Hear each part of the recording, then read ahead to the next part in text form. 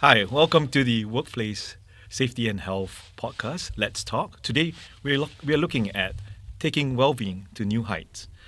Right with me here, we've got Joseph. Hi, everyone. And we've got Adam. Hi, how are you? Right, so Adam is actually the head of safety for health and well-being at Asia Pacific Airbus. Right. Correct. So before we start, I want to find out about how you ended up being in safety, and something that you never thought about as we spoke earlier. Yeah.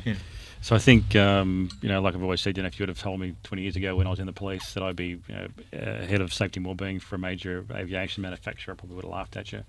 But being injured in a workplace accident and taking a long time to recover, was sort of like, well, this really isn't the done thing. Yeah. And then from the wellbeing perspective, I had a really unfortunate incident where I had a team member, take her own life. And as a leader, I missed every red flag. Yeah.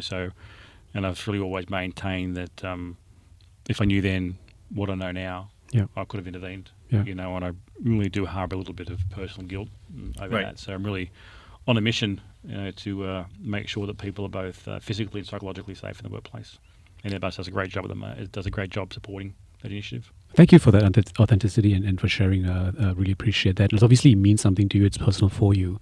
But just as you went through this evolution in your perception and view of this topic, how do you see organizations view mindsets changing and evolving with respect to employee mental health and well-being? Yeah, so I think it's quite daunting, when organisations look at this for the first time. Yeah. And in some cases, we see some organisations pay lip service to it, because it's a tick in the box. But I see other organisations, like Airbus, really making a concerted effort, by really employing a lot of different strategies that are agile, that take into account a very diverse workforce. Like in Singapore, we have I don't know how many nationalities, and cultures and religions, and they do a great job in, structuring the well-being and safety programs to consider those. It's around having things like our employee assistance program, which is run through our third-party provider. We have mental health first aiders. We just had people on the course today. Yeah. We have some peer support networks. Where we have on-site psychologists and counsellors in some location. And we have in Australia we have therapy dog program. So there's a whole range of solutions out there apart from just the one size fits all EAP. But I think what I'm starting to see is really making sure that those conversations they're a start. Yeah. They're non-threatening. In such a way that they address both the psychological and the physical side. And I think from that first part, it's really good to see that Singapore, with the additions to the Workplace Safety and Health Act, really encourage psychological well-being, as a critical risk, within the business, and I think that's a great step forward. Yeah, I just want to say that one life lost is one life too many in a workplace setting. And I hear what you're saying a lot about the stigmatization, a lot about the companies bringing out programs, even the therapy dogs in Australia. All this must be huge investment. How do we take it from workplaces? Why should I commit such an investment if I'm a owner of a business today? I suppose the question is, do you want to be sustainable? Yes. Do you want to be competitive? Do you want to actually make a difference? We understand we all have the bottom line. Yeah. Right? We get it 100%, but when you look at you look beyond those financial metrics, when you invest in mental health programs, you look at your employee engagement, you look at your retention rates, look at your absenteeism, you look where people feel valued, and that straight away is a return of investment, so the people are happy to work, they go the extra mile, within reason, and they're committed to the company. Whereas if people don't feel like they're inclusive, like they're not being looked after, the simple fact is they will just go elsewhere. Like a lot of companies do it really great, and a lot of companies do it really, really bad. So it's about finding that balance, because at the end of the day we're operating a business, right? We got to achieve our deliverables for deliveries. We've got to meet the expectations of the customer. Of course. We have to make sure that our shareholders get their ROI. Yeah. But we also have to put good ROI into our people. Yeah. Because it's the people that make the business work. Yeah. We talked about ESG a little bit. Let's stay on that topic. There's an increasing recognition of the link of ESG and employee well-being. How do you see this fitting into Airbus's broader ESG strategy? Yeah, obviously. So when you look at obviously under the E, the S, and the G, so obviously health and well-being fit very clearly in the governance side. Yeah. So we have those structured governance programs. But also there's very much the social layer. Yes. As well. Yeah. So which sort of reminds me of a program I was involved in called the Resilient Resilience Shield, which talks around the different layers Yes. around mental health and wellbeing and resilience. And that social layer, Yeah. and making sure there's a good link between the governance. Okay, we have to do it. Yeah. But we do it because it's socially acceptable, Yeah. and really socially expected that we're providing this support to our workers. Yeah. Because like I said, at the end of the day, your people are your best asset. Yeah. Yeah, I think there's a requirement. I think mandatory, like 2027, for all listed companies to for ESG reporting. To report, right? To report. So this is one area that they can really look to level up. Yeah, the S and the G part especially. Yeah, so we're doing some. So obviously, the European corporate sustainability. CSRD, Corporate Sustainability Reporting Directive, which Airbus launched last year as a trial. Yeah. We capture a whole bunch of data Yeah. around wellness and illnesses and psychological safety and wellbeing Right. included in that. Yeah. So we're looking at all those absenteeism and retention rates. And how that's benefiting. So we can start to identify the issues and put those proactive programs in place. So I think the reporting frameworks are really good because it gives a little bit more incentive for the organisations to make sure they invest appropriately. Yeah, when we meet organizations, sometimes organizations tells us that they do certain programs, one-off programs, and they expect heaps of returns, right? So I don't believe in one-off initiatives. I mean, what are your thoughts? I mean, your commitment is... I totally agree. Yeah. So I've been through programs, where so you go and do like a one-day course and okay, you're blessed and away you go. The reality is that doesn't work. So we have a program where we, through our data, we identified a particular work group. We're at high risk of burnout. And we had all the studies from McKinsey that talked about Asia Pacific being the highest rate of burnout. Over the global average, APAC is that. We identified this really cool group of sales and marketing guys, right. Who are isolated from their leadership. They've got to travel. They're fatigued. They've got to make decisions which affect a substantial part of the business. Yeah. And sort of who are they like? What industry could we compare them to? And I said, well, really, from my perspective, when you look at all those variables, you're talking about a special forces operator, someone from the SEAL team or Delta Force. And okay, well, how can we fix that? Well, okay, let's have a look. So we went down and we spoke to a couple of different organisations, and we have so a guy called Kevin Humphreys who provides leadership training to the team in Australia. And we're hoping to bring him to Singapore. And we have another guy, Dr. Dan Pronk from the Resilience Shield, who's an ex-SAS combat doctor who came to Singapore and ran training for the sales team. Now he ran a 2-day program. But it was 6 months of ongoing follow-up mentoring with a bunch of trained mentors, to make sure this team have the frameworks to build their resilience, so they're being more operationally productive, but also giving them the skills to set those boundaries, and to recognise when they're potentially suffering burnout or they're on the verge of burnout or they're on the verge of fatigue and because we have all these frameworks in place for our pilots and aircrew, like flight duty times for pilots, layover times, but we don't have that for our corporate teams, and that's consistently not just within Airbus, but it's I think a lot of organisations, especially in the corporate space. And if someone was to ask me who's your most high risk environment, it's going to be the corporate team. Yeah, because they're always working long hours. No respite, right? They're always on their phones, and they think that they need to be contactable 24/7. So. And that's something we need to work on. That's not going to change overnight. That's a culture. We touched on a few things there. The first thing that you touched on was that you are data informed, right? That informs what you run as a program, and you've identified a specific target group to receive that program. Especially now with the Champions Network, of course, we deal with all sorts of companies, right? So not just the multinationals, but also your SMEs and really small companies, right? One easy way to start for them is to start with some kind of a mental health talk on awareness, right? Now that's not necessarily a bad thing because they want to do something and that's where they start. But very rarely we find that's actually being informed by anything. It's not like we've done some form of employee engagement or well-being climate study or whatever, and these are the issues that people say that they're facing at work, and this is how we're going to address them. So it doesn't tend to start from there. So then they end up having a talk, and while they may get some participation, what actually happens is another thing that you touched on is that continuity post that engagement or that intervention, right? So I think it's very, very important to be informed by data, and it's also to continue that learning and engagement and awareness building. Everyone has a role to play, and I do ask this question, right? So you're from coming from a safety perspective, whose responsibility is well-being in an organization? Well, it's really top management. It's really everyone. You Okay. know, so if I'm sitting with my work colleague and I can see that they're not themselves, and Yeah. I really have an obligation to go, hey, are you okay? Like we had Okay. the are you okay day. It's not just one day of the year. Yeah. You know, it's every day. You know, like, are you okay? You know, let's go and have a coffee. You know, well, for me it's bubble tea. You know, I have that addiction from moving from coming to Singapore. You know, and it's really around, you know, so we have different levels. So we have our president and our managing directors driving this at every opportunity they get. You know, we have provide training to our leaders and our managers, so they're driving it.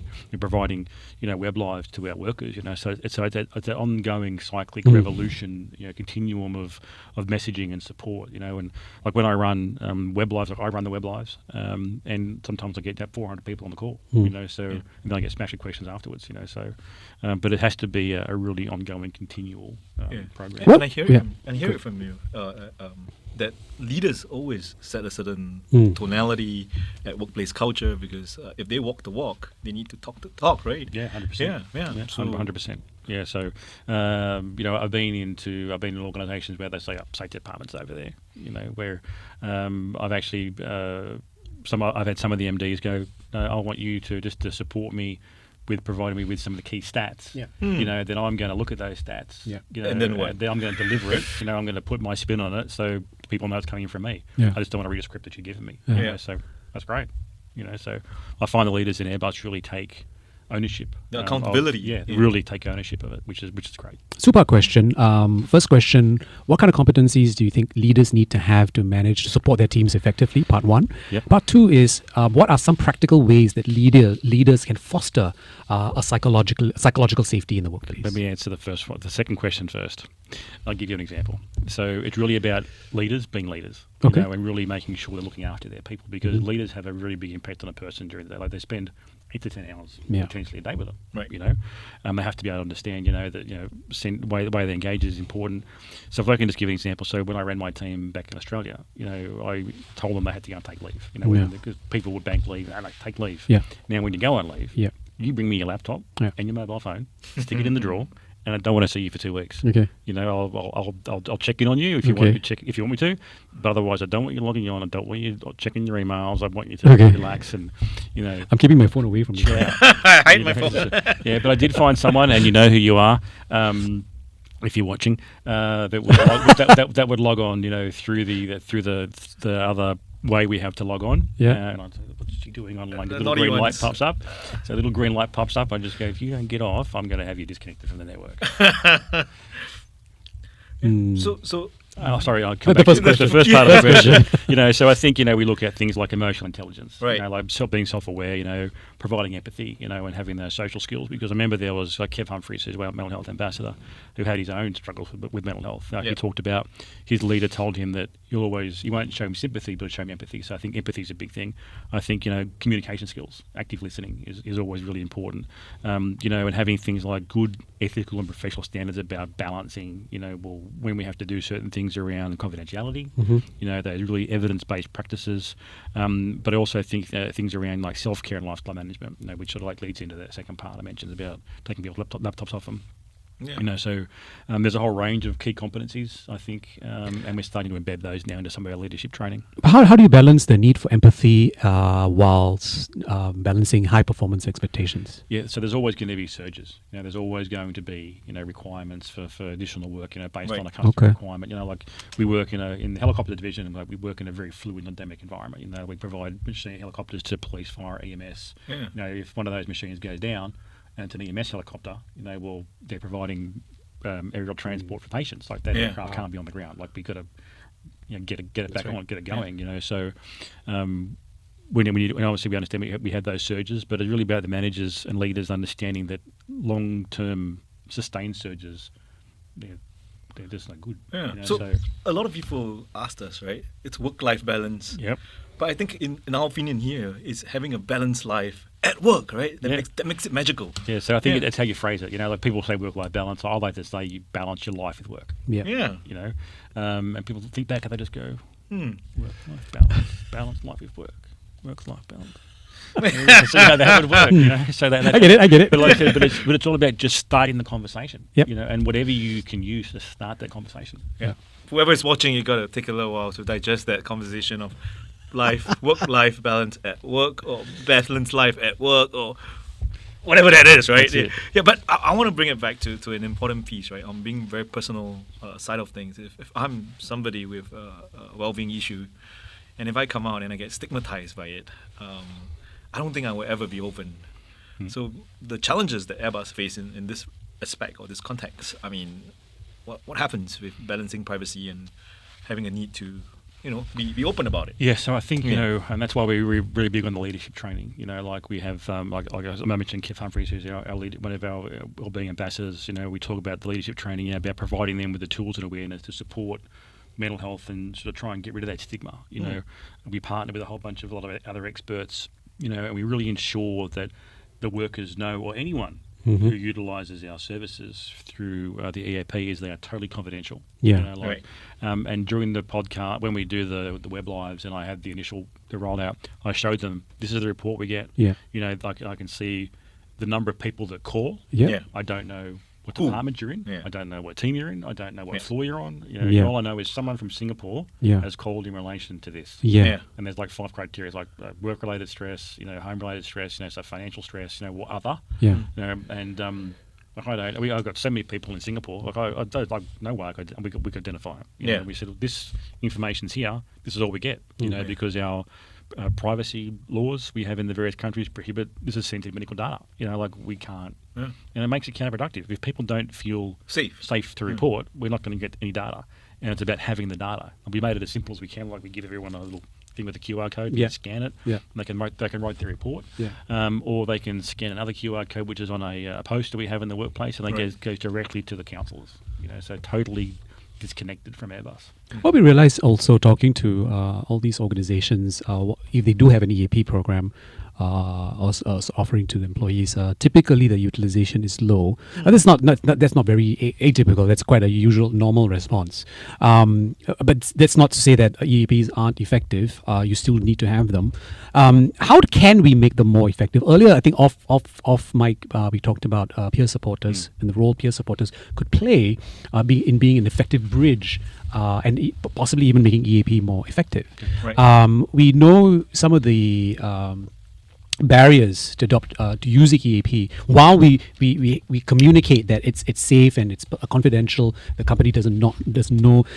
Still, there's that stigma, right? And so peer supporters can play the role to lower that stigma. But then, how then do you preserve the confidentiality aspect there when you're having a conversation from peer to peer? I think it's really important that the people who are mental health first responders, peer support officers, know that they're not clinicians. They need to know their role. They need to stay in their lane. And they need to clearly articulate to the person, look, hey, my job is to do this. Like my job is to help you make those connections to the professionals.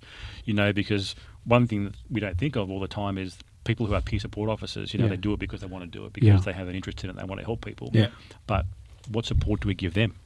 Because if they have like 10 conversations in a day, they're overwhelmed. And the example I use is when we have the therapy dogs come in, like they're taking a lot of the stress and pressure from people, and I see it at the end of the day, they're cooked. Like some of them have to get carried to the car, because they're engaging with so many people, and that's exactly the same as the first responders, and the peer support officers.